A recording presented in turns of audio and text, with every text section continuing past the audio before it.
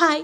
France pulao చేయడానికి ముందుగా oil వేడి చేసుకున్న తర్వాత కొంతమంది ఇందులోనే నెయ్యి యాడ్ చేసుకుంటారు. సగం అది సగం ఇది.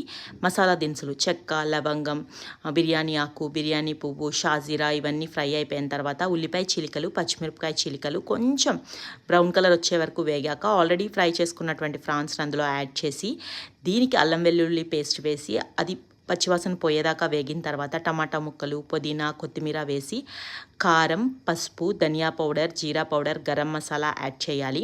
ఇక్కడే సాల్ట్ యాడ్ చేయాలి.